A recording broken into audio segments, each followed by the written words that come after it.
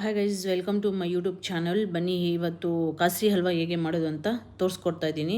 So ಎಲ್ಲ ಇವಾಗ cut ಮಾಡ್ಕೊಂಡಿದ್ದೆ, ಅದನ್ನೆಲ್ಲ ಚೆನ್ನಾಗಿ ತುರುವ್ಕೊತಾ ಇದ್ದೀನಿ. ತುರಿದು ಆದಮೇಲೆ ರಸನ ಚೆನ್ನಾಗಿ ಹಿಂಡ್ಕೊಬೇಕು. ಚೂರು ರಸ ಇರಬಾರ್ದು. ಹಿಂಡ್ಕೊಂಡು ಕಡನ 1-2 ಗ್ಲಾಸ್ ವಾಟರ್ ಹಾಕ್ಬಿಟ್ಟು ಚೆನ್ನಾಗಿ ಬಿಸಿ ಹಾಕ್ಬಿಟ್ಟು ಅದರೊಳಗಡೆ ತುರಿದಿರೋದನ್ನು ಹಾಕಬೇಕು. ಅದು ಹಾಕಿದ ತಕ್ಷಣ ಫಿಲ್ಟ್ರ್ ಮಾಡ್ಕೊಬೇಕು. ಫಿಲ್ಟ್ರ್ ಮಾಡಿಬಿಟ್ಟು ಚೆನ್ನಾಗಿ ಒಂದು ಕಾಟನ್ ಬಟ್ಟೆಲ್ಲಿ ಹಾಕ್ಕೊಂಬಿಟ್ಟು ಚೆನ್ನಾಗಿ ಹಿಂಡ್ಕೊಬೇಕು. ಹಿಂಡ್ಕೊಂಡಿದ ತಕ್ಷಣ ರಸ ಆಗುತ್ತಲ್ವ, ಒಂಚೂರು ರಸ ಇರಬಾರ್ದು. ಅದಾದಮೇಲೆ ಕಡಾಯಿ ಇಟ್ಟಿದ್ದೀನಿ.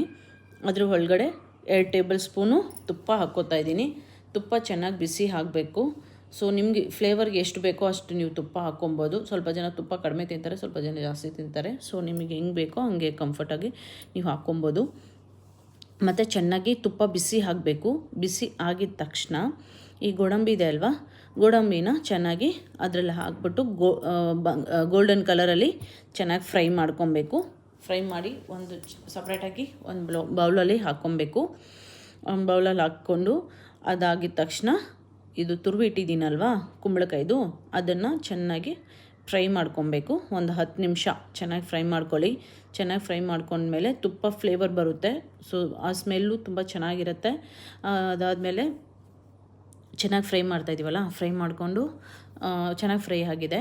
ಇವಾಗ ಸಕ್ಕರೆ 1 ಕಪ್ ತೊಗೊಂಡಿದ್ದೀನಿ. ಸಕ್ಕರೆ 1 ಕಪ್ ತೊಗೊಂಡು ಚೆನ್ನಾಗಿ ಮಿಕ್ಸ್ ಮಾಡ್ಕೊಬೇಕು. ಚೆನ್ನಾಗಿ ಅದು ನೀರು ಬಿಡುತ್ತಲ್ವ, ಚೆನ್ನಾಗಿ ಅದರಲ್ಲೇ ಕುದಿಬೇಕು, ಫ್ರೈ ಆಗಬೇಕು. ಅದು ಫ್ರೈ ಆದ್ರೇ ಅದರಲ್ಲಿ ಸಕ್ಕರೆ ಕೂಡ ಟೇಸ್ಟ್ ಕಾಣೋದು. ಇಲ್ಲ ಏಲಕ್ಕಿ ಪೌಡ್ರೂ ಹಾಕ್ಕೊಬೇಕು. ಏಲಕ್ಕಿ ಪೌಡ್ರು ಹಾಕಿದ್ದೀನಿ. ಮತ್ತು ಇವಾಗ ಗೋಡಂಬಿನೂ ಹಾಕ್ತಾಯಿದ್ದೀನಿ. ಎಲ್ಲ ಫ್ರೈ ಮಾಡಾದಮೇಲೆ ಗೋಡಂಬಿ ಹಾಕ್ಕೊಬೇಕು. ಫೈನಲಾಗಿ ಹಾಕ್ಕೊಬೇಕು, ಮುಂಚೆನೇ ಹಾಕ್ಕೊಬಾರ್ದು. ನೋಡಿ ಫೈನಲ್ ಲುಕ್ ಈ ಥರ ಇದೆ.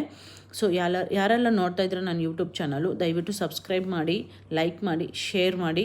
ಸೊ ಮುಂದಿನ ವೀಡಿಯೋದಲ್ಲಿ ಸಿಗೋಣ. ಎಲ್ಲರೂ ಯಾರೆಲ್ಲ ಟ್ರೈ ಮಾಡಿದಿರೋ ದಯವಿಟ್ಟು